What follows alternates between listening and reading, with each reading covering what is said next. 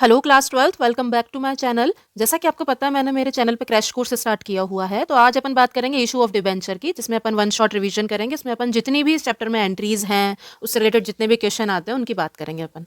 ठीक है, तो फर्स्टली मैं बात करती हूँ कि डिबेंचर क्या होते हैं। देखो, ये कंपनी है, ठीक है, और ये कोई पर्सन है। ये पर्सन क्या करता है, कंपनी को लोन देता है। कंपनी को पैसे की ज़रूरत होती है, अपनी कैपिटल की ज़रूरत होती है, तो वो क्या करती है, ऑफर करती है। तो ये जो पर्सन है, ये पर्सन क्या करता है, कंपनी को लोन देता है। कंपनी इन रिटर्न इसको क्या करती है, डिबेंचर देती है। डिबेंचर क्या होता है, एक रिटर्न डॉक्यूमेंट होता है जो कंपनी प्रोवाइड करवाती है। ठीक है, तो आपके पेपर में, एग्जाम में ये क्वेश्चन कंपलसरी है कि हर बार आपको मिलता ही मिलता है कि जो डिबेंचर होल्डर है वो कंपनी का क्या कहलाता है। तो वो कंपनी को अपन कंपनी के लिए अपन उसे लोन प्रोवाइडर या क्रेडिटर बोलते हैं। ठीक है, किसको, डिबेंचर होल्डर को। होल्डर कौन, जिसने कंपनी को लोन दिया है। ठीक है, ये तो एक चार्ट के थ्रू था। अब आप इसकी एक बार डेफिनेशन रीड कर लीजिए कि debenture is a return document. ये बताया मैंने आपको, रिटर्न डॉक्यूमेंट होता है issued by the company, company issue करती है, एक्नॉलेजिंग द बोरोइंग, जिससे ये पता चलता है कि कंपनी ने लोन ले रखा है।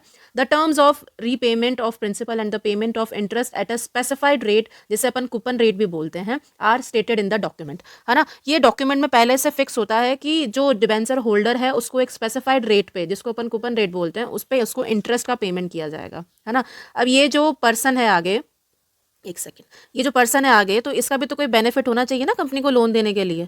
तो वो क्यों देगा कंपनी को लोन, तो उसको इन रिटर्न क्या मिलता है, कंपनी के थ्रू इंटरेस्ट मिलता है, एक फिक्स रेट पे, जिसको अपन कूपन रेट बोलते हैं। ठीक है, देखो, अब अपन आगे बात करते हैं डिबेंचर ट्रस्ट डीड की। डिबेंचर ट्रस्ट डीड मीन्स कि कंपनी क्या करती है, कुछ पर्सन्स की ट्रस्ट बना लेती है कि वो, उनकी रिस्पॉन्सिबिलिटी ये है कि वो ये ध्यान रखेंगे कि जो डिबेंचर होल्डर्स हैं उनका इंटरेस्ट बना रहे। किस में बना रहे, कंपनी में। है ना, तो company issues debentures to the public, is required to appoint trustees. Trustees मतलब कुछ पर्सन को हायर कर लिया कंपनी ने, एग्जीक्यूट अ ट्रस्ट डीड, वो ट्रस्ट बनाए रखें पर्सन्स का, किसमें, कंपनी में, डिबेंचर होल्डर्स का किसमें, कंपनी में, ताकि वो उसी कंपनी में बने रहें। है ना, उसके बाद अपन बात करते हैं, ये डिफरेंस है, ये भी एक आपके एग्जाम के लिए इंपॉर्टेंट है कि शेयर और डिबेंचर में क्या डिफरेंस होता है। तो देखो बेटो, ओनरशिप के लिए, ओनरशिप ओनरशिप किस में रहती है, शेयर्स में रहती है, डिबेंचर्स में नहीं रहती, क्योंकि डिबेंचर रिप्रेजेंट डेट। है ना, रिटर्न रिटर्न शेयर्स में डिविडेंड मिलता है, और इसमें इंटरेस्ट, मैंने आपको बताया। है ना, वोटिंग राइट्स शेयर होल्डर के पास रहते हैं, पर डिबेंचर होल्डर्स के पास नहीं रहते हैं। सिक्योरिटी, इसमें आपके बदले में, शेयर इशू करने के बदले में कोई सिक्योरिटी नहीं मांगी जाती है एसेट की, इसमें जनरली रिक्वायर्ड होती है सिक्योरिटी। कन्वर्टेबिलिटी, शेयर में कन्वर्ट, शेयर जो है वो डिबेंचर्स में कन्वर्ट नहीं हो सकते हैं, जबकि डिबेंचर्स, कुछ कुछ डिबेंचर्स ऐसे होते हैं जो कि कन्वर्ट हो जाते हैं शेयर्स में। ठीक है, ये आपका बेसिक डिफरेंस था किसमें, शेयर्स एंड डिबेंचर्स में। आगे आपके चैप्टर में टाइप्स बता रखे हैं, ये भी 1 1 मार्क्स का क्वेश्चन आ जाता है पेपर में कि टाइप्स ऑफ डिबेंचर क्या क्या हैं। तो ये टर्म्स है, एक तो सिक्योरिटी के बेस पे है, टेन्योर के बेस पे है, mode of redemption, coupon rate और रजिस्ट्रेशन। सिक्योरिटी के बेस पे जो डिबेंचर्स के टाइप हैं वो 2 टाइप्स हैं, एक तो सिक्योर्ड और एक अनसिक्योर्ड। सिक्योर्ड मींस नाम से पता चल रहा है कि जिसके इन रिटर्न अपन ने एज अ चार्ज किसी एसेट को लिया है, मतलब सिक्योरिटी के तौर पे किसी एसेट को लिया है। और अनसिक्योर्ड, जिसके रिटर्न में अपन ने कोई एसेट आपने सिक्योर या एज अ चार्ज नहीं रखा है। उसके बाद टेन्योर की बात करें तो रिडीमेबल और परपेचुअल भी बोलते हैं इसे, और इरिडीमेबल भी बोलते हैं। रिडीमेबल मतलब कि फ्यूचर में जिस डिबेंचर्स का रीपे किया जाएगा, और इरिडीमेबल या परपेचुअल मींस कि इनका रीपे नहीं किया जाता। अगर कंपनी का वाइंड अप हो रहा है तो बात अलग होती है ना। उसके बाद थर्ड आता है mode of redemption. Mode of redemption में आपके 2 टाइप्स हैं, कन्वर्टेबिलिटी और नॉन कन्वर्टेबिलिटी। कन्वर्टेबिलिटी मींस कि जो आपके डिबेंचर्स शेयर्स में कन्वर्ट हो जाएंगे, और नॉन कन्वर्टेबिलिटी जो डिबेंचर्स आपके शेयर में कन्वर्ट नहीं होंगे। उसके बाद कूपन रेट। कूपन रेट बच्चों मैंने आपको बताया था, इंटरेस्ट रेट को अपन कूपन रेट बोलते हैं। ये 2 टाइप्स की है, जीरो कूपन रेट और स्पेसिफिक रेट। स्पेसिफिक रेट मतलब पहले से आपको बता दिया पहले ही स्टार्टिंग में कि हम आपको 10% इंटरेस्ट देंगे या 12% इंटरेस्ट देंगे। और जीरो कूपन रेट मींस कि इसमें कोई फिक्स नहीं होता है, कोई स्पेसिफिक रेट नहीं होती है कि आपको मिलेगा ही मिलेगा इंटरेस्ट, है ना, या फिर इतने % पे मिलेगा ही मिलेगा, वो कोई फिक्स नहीं होता है। उसके बाद रजिस्ट्रेशन, रजिस्टर्ड और अनरजिस्टर्ड, जिसे बियरर डिबेंचर भी बोलते हैं। रजिस्टर्ड डिबेंचर, जिसमें आपके डिबेंचर में नाम, एड्रेस वगैरह, मतलब फुल इन्फॉर्मेशन दे रखी होती है। और अनरजिस्टर्ड में मतलब डिलीवरी बाय वे होती है ये, इसमें कोई भी रजिस्ट्रेशन नहीं होता, मतलब कोई भी नॉमिनी नहीं बना रखा होता, ये डिलीवरी बाय वे होती है। ठीक है, इसको अनरजिस्टर्ड या बियरर डिबेंचर भी बोलते हैं अपन। उसके बाद अपन एंट्रीज की बात करते हैं। ठीक है, इस चैप्टर में मेन जो है वो एंट्रीज ही हैं, तो मैं आगे आपको एंट्रीज का ही रिवीजन कराऊंगी। सबसे पहले अगर अपन बात करें, if whole amount is received in 1 instalment, एक ही इंस्टॉलमेंट में अपन को डिबेंचर्स का सारा पैसा मिल गया। ठीक है, तो उसमें उस केस में क्या होता है, फर्स्ट में तो अपन एप्लीकेशन मनी रिसीव करते हैं, हमेशा जो आपकी फर्स्ट एंट्री होती है वो बैंक अकाउंट से स्टार्ट होती है। Bank account debit to debenture application and allotment account, ये दोनों साथ में आ जाती है जब भी वन इंस्टॉलमेंट में ही आपका पूरा पैसा मिल रहा हो, मतलब एक बार में ही आपको पूरा पैसा मिल रहा है, तो एप्लीकेशन एंड अलॉटमेंट को अपन साथ में लिखते हैं। ठीक है, तो फर्स्ट एंट्री क्या हो जाती है, bank account debit to debenture application and allotment account. उसके बाद अलॉटमेंट की होती है, ऑन अलॉटमेंट की क्या एंट्री करते हैं अपन, इसकी रिवर्स कर देते हैं, इसको क्रेडिट किया था इसको यहाँ पे डेबिट करके अकाउंट को क्लोज करते हैं। Debenture application and allotment account debit to percentage debenture, to percentage debentures account, जितनी परसेंट दे रखी होती है ना उसका नाम आ जाता है। ठीक है, उसके बाद अब अगर इंस्टॉलमेंट में है आपके डिबेंचर का जो पैसा है वो इंस्टॉलमेंट में मिलेगा। इंस्टॉलमेंट के बारे में आप जानते ही होंगे कि first instalment is application, second allotment, third is first call, और अगर फोर्थ है तो उसे अपन सेकंड कॉल बोलते हैं। ठीक है, इनकी एंट्रीज होती हैं। तो फर्स्ट में अगर अपन on receipt of application money की बात करें तो मैंने आपको इससे पहले बताया हमेशा बैंक अकाउंट से एंट्री स्टार्ट होती है, bank account debit to debenture application account. फिर इसका रिवर्स करते हैं अपन, debenture application account debit account close करते हैं, है ना, टू परसेंटेज डिबेंचर। बच्चों यहाँ पे आगे सब जगह परसेंटेज आएगा, नाम होता है ये डिबेंचर का, जितनी परसेंट क्वेश्चन में दे रखी होती है उतनी लिखते हैं अपन। जैसे 9% दे रखा है तो यहाँ पे लिखेंगे 9% डिबेंचर्स अकाउंट। ठीक है, उसके बाद second point, for allotment money due, पहले ड्यू करते हैं अपन, उसके बाद जितनी भी एंट्रीज होती है ना, एक सेकेंड, जितनी भी आगे एंट्रीज करेंगे अब अपन, फर्स्ट एंट्री हमेशा मैंने बताया बैंक से स्टार्ट होगी, क्योंकि सबसे पहले अपन को एप्लीकेशन का मनी मिलता है, उसके बाद अपन डिबेंचर इशू करते हैं ना, तो पहले अपन को एप्लीकेशन का मनी रिसीव होगा इसलिए बैंक अकाउंट डेबिट होता है। उसके बाद सेकंड एंट्री से या फिर मतलब उसके बाद जो सेकंड इंस्टॉलमेंट से या फिर थर्ड इंस्टॉलमेंट या फिर फोर्थ इंस्टॉलमेंट जो होगी, हमेशा पहले मनी ड्यू करते हैं, तो मनी ड्यू करने की एंट्री होती है debenture allotment account debit to percentage debenture account. उसके बाद पहले कंपनी क्या करेगी, अलॉटमेंट की इंस्टॉलमेंट बताएगी ना आपको कि भाई आपका ये इंस्टॉलमेंट का टाइम हो गया अलॉटमेंट का, आप इतना इतना दें, पहले इन्फॉर्म करती है, इसलिए ड्यू की एंट्री होती है। उसके बाद डिबेंचर होल्डर को पता चलेगा कि अच्छा मुझे पेमेंट करना है, तो वो पेमेंट करता है, इसलिए जो अलॉटमेंट का मनी रिसीव होता है उसकी एंट्री होती है bank account debit to debenture allotment account. ठीक है, उसके बाद अगर कोई एडिशनल और इंस्टॉलमेंट है ना, जैसे फर्स्ट कॉल है, तो फर्स्ट कॉल ड्यू करेगी कंपनी, पहले डिबेंचर होल्डर को बताएगी कि भाई आपका फर्स्ट कॉल का अमाउंट ड्यू चल रहा है, उसको पेमेंट करें, तो ड्यू करेगी, इसलिए debenture first call account debit to percentage debenture account. ठीक है, उसके बाद उसका पैसा मिल जाएगा, डिबेंचर होल्डर पेमेंट कर देगा कंपनी को, तो bank account debit to debenture first call account. ठीक है, उसके बाद मैंने यहाँ पे बताया है कि आप बैलेंस शीट में प्रेजेंटेशन कैसे करोगे डिबेंचर्स की। सीधा सीधा क्वेश्चन आता है कि आपको एंट्रीज बतानी है और उसे बैलेंस शीट में प्रेजेंट करना है। तो सपोज करो ये कंपनी का नेम है, ये बैलेंस शीट एज एट, यहाँ पे डेट आ जाती है। ठीक है, मैंने आपको इससे पहले भी वीडियो में बताया है कि डिबेंचर्स कहाँ किसके हेड के अंदर आते हैं, लॉन्ग टर्म बोरिंग्स के अंदर आते हैं, है ना, लॉन्ग टर्म बोरिंग्स के अंदर आते हैं। तो सबसे पहले अपन इक्विटी इन लाइबिलिटी लिखेंगे, फिर नॉन करंट लाइबिलिटी आएगा और उसके अंदर आएगा लॉन्ग टर्म बोरिंग, जहाँ पे आपके डिबेंचर्स का अमाउंट आता है। ठीक है, बाद में एसेट और लाइबिलिटी का टोटल इक्वल करना होता है, इसलिए वही अमाउंट अपन कैश में भी प्रेजेंट कर देते हैं। यहाँ पे बैलेंस शीट के साथ नोट्स टू अकाउंट बनता ही है, जहाँ पे आपको ये फुल मेंशन करना पड़ता है कि 9 लाख कहाँ से आया है ना। तो यहाँ पे लॉन्ग टर्म बोरिंग लिखेंगे अपन, जिसमें क्या था 9,000, 12% वाले डिबेंचर्स थे जो 100 रुपीज़ ईच थे, तो यहाँ पे 9 लाख हो गया, और कैश एट बैंक इक्वल लाने के लिए अपन ने अमाउंट डायरेक्ट लिख देते हैं 9 लाख। तो ऐसे अपन प्रेजेंट करते हैं, सबसे पहले बैलेंस शीट दिखाते हैं और उसके बाद नोट्स टू अकाउंट्स दिखाते हैं। ये मैंने आपको एक छोटा सा प्रेजेंटेशन बता दिया किसका, बैलेंस शीट में। उसके बाद issue of debenture at a discount, जो शेयर्स होते हैं वो डिस्काउंट पे इशू नहीं होते हैं, बट डिबेंचर्स जो है वो इशू होते हैं डिस्काउंट पे। तो डिस्काउंट क्या है, खर्चा होता है, एक्सपेंस होता है, इसलिए अपन उसको डेबिट करते हैं। तो एंट्री तो वही रहती है जो मैंने आपको आगे बताई, एंट्रीज वही रहेंगी, और जिस इंस्टॉलमेंट में आपको डिस्काउंट के लिए बोल रखा है उसी इंस्टॉलमेंट में आप डिस्काउंट की एंट्री करते हो। मैंने यहाँ पे एग्जांपल के लिए अलॉटमेंट के लिए बोला, क्योंकि मैक्सिमम अलॉटमेंट में ही आपको डिस्काउंट का मेंशन दिया होता है क्वेश्चन में, है ना। तो अगर सपोज करो अलॉटमेंट में डिस्काउंट मिल रहा है, तब एंट्री क्या होगी, पहले ड्यू की एंट्री करते हैं अपन, कंपनी बताती है डिबेंचर होल्डर को कि आपको पेमेंट करना है ना, तो ड्यू की एंट्री के साथ ही अपन डिस्काउंट को डेबिट करते हैं।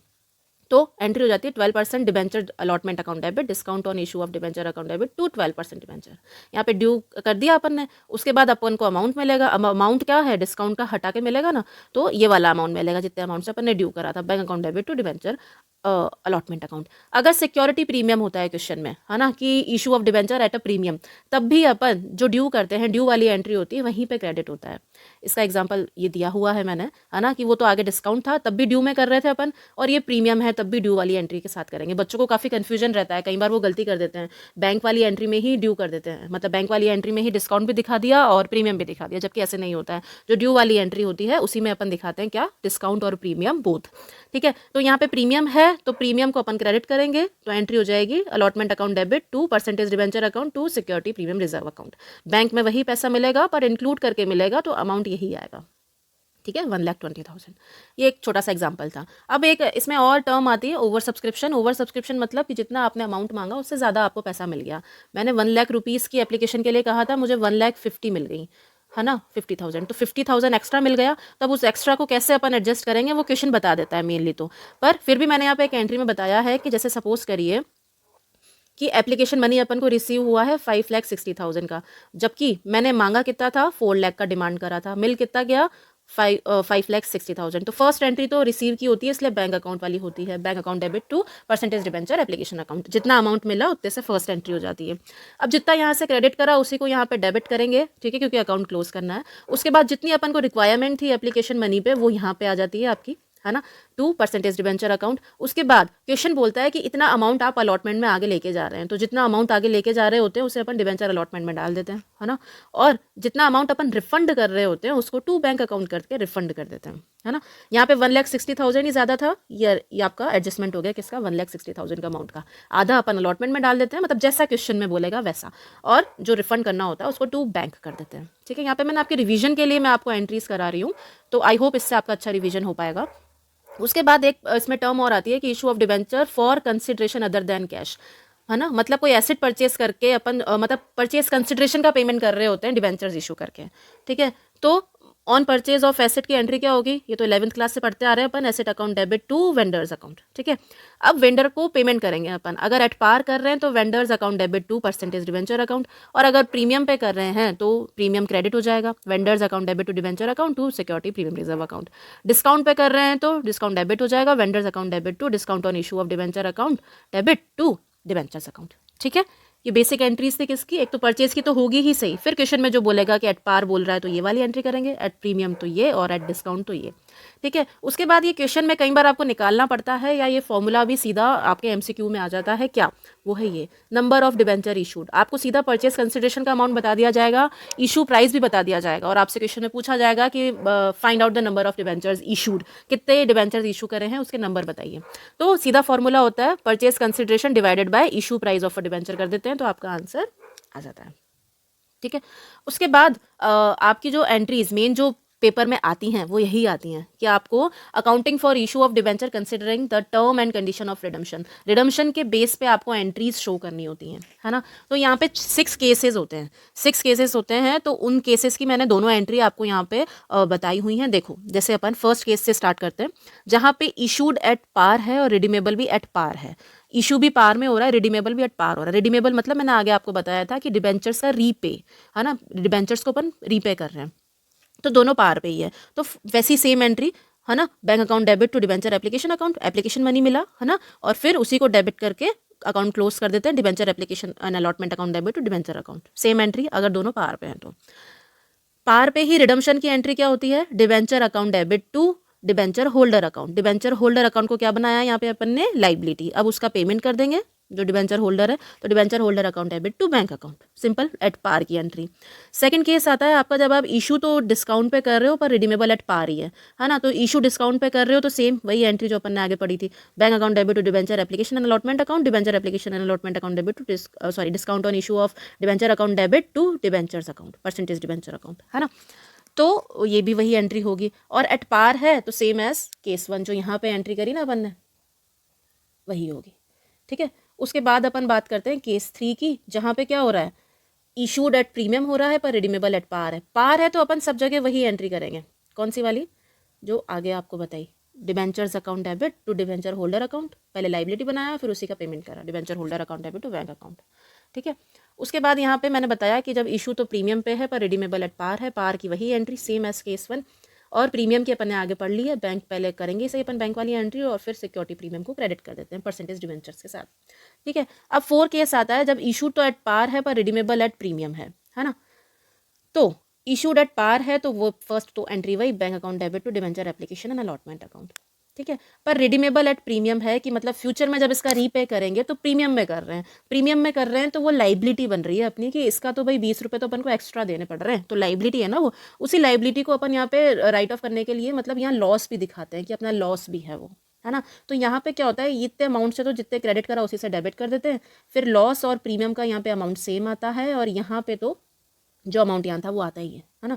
तो debenture application account debit, loss on issue of debenture account debit to debenture account to premium on redemption of debenture account. Premium on redemption of debenture account मतलब कि जितने प्रीमियम पे आगे आपको यहाँ पे रीपे करना है उसी को आप यहाँ पे लाइबिलिटी बना के शो करके दिखाते हो पहले से ही, ठीक है। फिर एंट्रीज फॉर रिडम्पशन में अपन रिडम्पशन की क्या एंट्री करते हैं, प्रीमियम पे कर रहे हैं, है ना। प्रीमियम आपके लिए खर्चा है, एक्सपेंस है, इसलिए यहाँ पे डेबिट करेंगे क्योंकि पेमेंट करना है ना अपन को।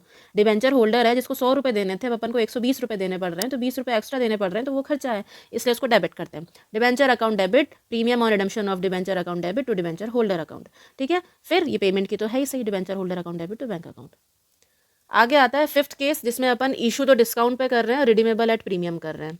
सेम एज केस 4 की एंट्री होगी अब दोनों जगह। कौन से 4 की, वही जो आगे अपन ने करी, क्या करी थी आगे, ये वाली debenture account debit, premium on redemption of debenture account debit to debenture holder, और यहाँ पे डिबेंचर होल्डर टू बैंक वाली, ठीक है। फ़र्क जो आएगा वो आपका इधर यही आएगा कि जब इशूड एट डिस्काउंट हो रहा है तो डिस्काउंट वाला अमाउंट भी कहाँ चला जाता है, लॉस में। अलग से डिस्काउंट को डेबिट नहीं करते अपन, यहीं पे इसका अमाउंट चला जाता है। कौन किस में, जो loss on issue of debenture account debit करेंगे ना अपन, यहीं पे डिस्काउंट का अमाउंट भी दिखा देते हैं, बाकी एंट्री सेम रहती है आपकी। इशूड एट प्रीमियम हो रहा हो तो यहाँ पे प्रीमियम बाकी सब सेम ही रहता है। जितना प्रीमियम में अपन रिडम्पशन कर रहे हैं ना वो तो आएगा ही सही, लॉस में भी आएगा, प्रीमियम और रिडम्पशन भी आएगा। जैसे 10 रुपये में कर रहे हैं तो 10 रुपये इधर भी शो करेंगे और इधर भी शो करेंगे। बाकी जो आप इशूड एट प्रीमियम कर रहे हो वो जो भी 10 रुपये है जैसे सपोज करो तो वो यहाँ पे आ जाएगा, ऐसे होता है। बाकी एंट्री सेम रहती है। यहाँ पे प्रीमियम पे कर रहे हैं तो वही आपका प्रीमियम डेबिट हो जाएगा, है ना। सेम एंट्री हो जाती है जो आगे अपन ने पढ़ी। आगे क्या थी कि debenture account debit, premium on redemption of debenture account debit to debenture holder, ये वाली एंट्री, फिर उसको पेमेंट करने की, ठीक है। ये आपके 6 केसेस थे। उसके बाद एक टॉपिक और है इसमें, इंटरेस्ट ऑन डिबेंचर का। इंटरेस्ट ऑन डिबेंचर मतलब डिबेंचर होल्डर है उसको इंटरेस्ट का पेमेंट करते हैं, है ना। जैसे 10% डिबेंचर्स हैं तो इसमें जो डिबेंचर होल्डर है उसको 10% का इंटरेस्ट मिलेगा। 8% डिबेंचर हैं, नाम होता है ये, अपन इसको नेम बोलते हैं डिबेंचर का, उतनी ही परसेंटेज जितनी लिखी है आगे उसी पे ही आपको यहाँ पे इंटरेस्ट का पेमेंट करती है कंपनी, ठीक है। तो इंटरेस्ट देते हैं अपन, इंटरेस्ट कैलकुलेट तो हो जाता है मंथ के अकॉर्डिंग, बस एंट्रीज इसमें होती हैं अलग से। तो एंट्रीज तो जब ड्यू करेंगे इंटरेस्ट को अपन तो लाइबिलिटी बनाएंगे और एक्सपेंस है ही अपना, है ना। तो debenture interest account debit to income tax payable, अपन को लाइबिलिटी का पेमेंट करना पड़ेगा टैक्स का, टू डिबेंचर होल्डर अकाउंट। उसके बाद डिबेंचर होल्डर को इंटरेस्ट का पेमेंट करेंगे तो debenture holder account debit to bank account, same entry जो अपन ने आगे भी देखी थी पेमेंट करने की, है ना। उसके बाद ये जो इंटरेस्ट ऑन डिबेंचर था जो डेबिट करा वो P&L में शो करते हैं अपन, तो राइट ऑफ करेंगे वहीं पे डालते हैं अपन P&L अकाउंट में, तो statement of profit and loss account debit to debenture interest account, ठीक है। उसके बाद जो ये टैक्स की लाइबिलिटी बनाई थी यहाँ पे उसका भी तो पेमेंट करना है, तो उसकी एंट्री हो जाती है income tax payable account debit to bank account, ठीक है। उसके बाद ये जो डिस्काउंट था या loss on issue of debenture था इसको राइट ऑफ की एंट्री होती है। सिक्योरिटी प्रीमियम रिजर्व आपको अगर बैलेंस शीट में दे रखा है, जैसे सपोज करो कि 1 लाख का यहाँ पे डिस्काउंट और loss on issue of debenture था, है ना। 50,000 आपको बैलेंस शीट में दे रखे थे, तो सबसे पहले आप जो राइट ऑफ करोगे वो सिक्योरिटी प्रीमियम को प्रायोरिटी दी जाती है ना। और पहले सिक्योरिटी प्रीमियम अकाउंट डेबिट करोगे, रिजर्व अकाउंट जो कि 50,000 था, 50,000 अभी भी बच रहा है तो उसको अपन स्टेटमेंट ऑफ P&L अकाउंट में डालते हैं और ये राइट ऑफ की एंट्री होती है, ठीक है। क्या, security premium reserve account debit, statement of profit and loss account debit to discount और loss on issue of debenture account, ठीक है। ये आपका फुल चैप्टर था, जितनी भी इसमें एंट्रीज थी मैंने सारी इस वीडियो में कवर करी है, जो कि आई होप आपके लिए इजी टू अंडरस्टैंड होगी। Thank you so much for watching and please subscribe my channel. Thank you.